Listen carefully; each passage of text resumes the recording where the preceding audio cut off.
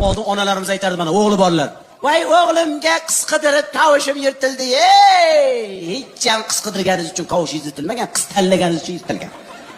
Bo'yi uzun bo'lsin, chiroyli bo'lsin, qosh ko'zi qora bo'lsin, hamshira bo'lsin, o'qigan bo'lsin, pazanda bo'lsin. Ha, bitta qiz bolaga shuncha xislat kam emasmidi? Ana endi borini olasiz. Bersa olasiz. Qizi borlar. Shu yerdamisizlar? Bizni zamonimiz keldi. Endi unaqa oldingidaqa qudaligi, nima deydi, sovchilarni dasturxon solib, bezatib kutib olish shart emas. Ikkita stakan bilan bitta bezgak suv qo'yib qo'yinglar bo'ladi.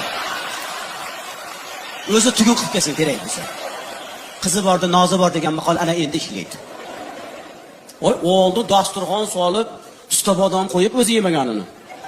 Qizini maqtab o'tirardi bechoralar. Qizim ostona xatlab ko'chaga chiqmagan. 10 ta gapirsangiz, bitta gapirib turjayib turadi. Instagram, Telegramga kirmaydi. Ostona xatlab ko'chaga chiqmaydi-ya. Endi shart emas. Onajonlar. Mana qizim. Ko'chadan kirmaydi. Qo'lidan telefon tushmaydi. Bitta gapirsang, betingni yurib oladi mana ahvol. 11 gacha uxlaydi. Sen yigit onasidan boshqa iloji yo'q-da. Rosa mana shunaqasini qidirdim men. Rosa men bobokamman shu qiz. Menga bering shuni, o'g'lim ham aytdi-da, shunaqasidan topib keling dedi. Meni o'g'limchi rosa pasanda. Mana erkak kishining ishi, mana ayol kishining ishi deb o'tirmaydi.